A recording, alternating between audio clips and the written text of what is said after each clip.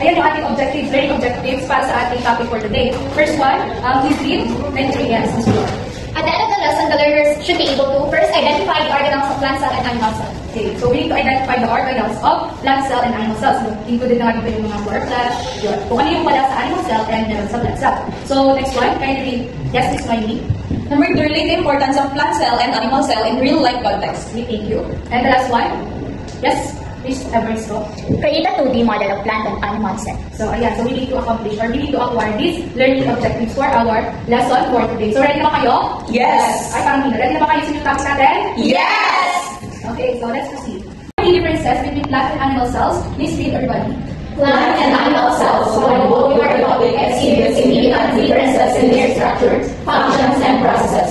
These differences reflect their distinct roles in their respective organisms. Okay, so anyone, sino pwedeng mag-share ng knowledge about dito sa ating presentation? Dito sa nakasulat sa presentation. Just analyze the statement. Okay, wala? Yes, it's below. So, based on the understanding po, the key difference between the plant and animal cell.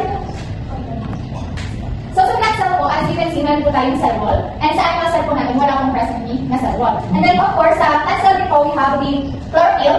And sa animal cell naman po ay physical. When it comes to vacuole naman po, mas marami po yung vacuole ng ating plant cell compared to the animal cells. So, parehas po, yung animal cells and plant cells meron po silang nucleus, vacuole, cell membrane, Golgi complex, Rocky R's, nucleolus, ribosomes, and mitochondria.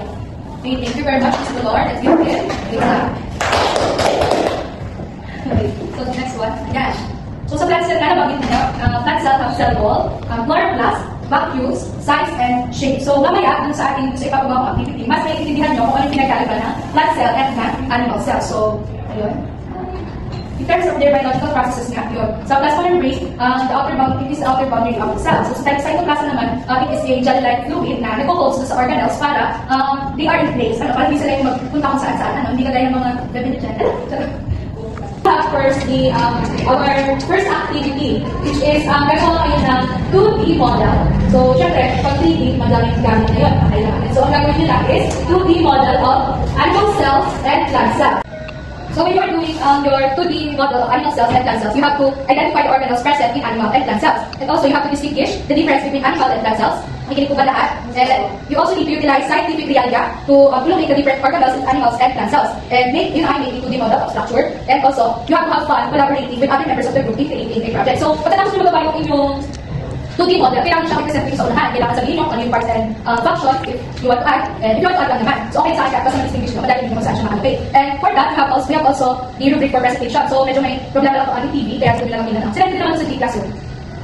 So, ayan, kita ba na lahat? Yes po. Okay. So, we have our criteria, content, quality, organization, delivery and engagement, visuals and creativity, and team collaboration. So, for your content quality, you can gain 10 points, and 10 points siya lahat. So, equivalent for 50 points. So, naintindihan ba? Yes po. Okay, so, pagkatapos nyo yung gagawin nyo, you have to present it, and you have to deliver it properly. And kung kakalimutan na, you have to have fun in creating that 2D model. So, thank you. You may proceed to your group.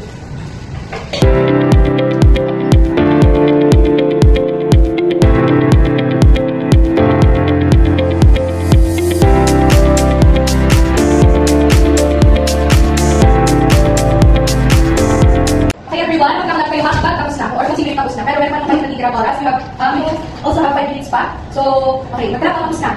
1, 2, 3, 1, 2, 3, well done! Okay, group 1, tapos na. So, since sila naman ang group 1, sila din ang unang pag-present. Ready ba kayo? Yes po!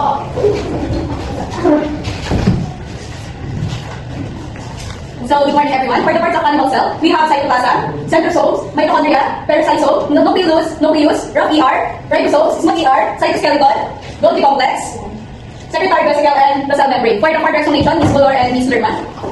So, good morning everyone. So, ang function po ng nucleus is, siya po yung also known as mayor's office or the control center of the cell. Tapos ang rough ER naman po, meron siyang ribosome. Then ang smooth ER po ay wala siyang ribosome. So, in addition to what my comment said. So, as you can see, we have here the cell membrane, and the cell membrane also holds as the gate into the city. And also, sabi nga po yung nucleus po natin is the control center of the cell or the mayor's office. We have here the mitochondria. So, sa mitochondria po natin, we have yung parang isaw or what we call the first stage, and this is the powerhouse of the cell, and then the cytoplasm is the gel-like fluid, and then we have also the vacuoles, but when we compare it to the plant cell, mas malaki po yung vacuole ng plant cells. So, our presentation ends here yung Okay, thank you group 1. Let's give them 5 claps.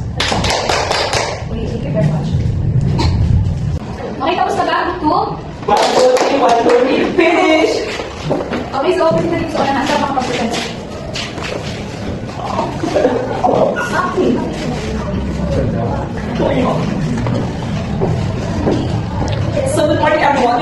include the different organelles contained by the plant cell. So as you can see, we have here the microtubules, which maintains the shape of the plant cells. And meron din po tayo ditong mitochondria, na kung saan it is considered as the powerhouse of the cell. And for other additional information, Mr. Jeff. So here is the rough ER, which contains ribosomes in it, and also we have smooth ER without the ribosomes. So we also have here the nucleus, which is containing genetic information, which are the DNA and the RNA.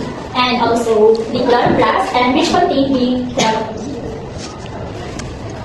Okay, so let's give group 2 a 5 claps. Go. Okay, thank you very much, group 2. So very good yung mga ginawa nyo, napaka-creative. Although 2D lang siya, pero malapit talaga siya sa 3D. Lalo na yung sa group 2, talagang 2D ang ginawa. So very good yung presentation nyo ay informative, and also yung voice nyo is very modulated. And yung collaboration nyo, kita ko naman, and you also have fun with your groupmates. And give yourselves 10 tasks. 1, 2, 3, go. Thank you.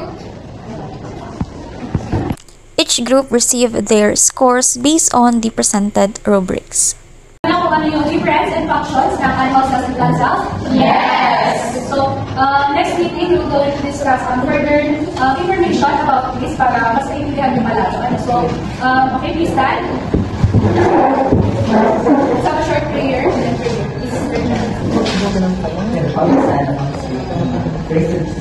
No.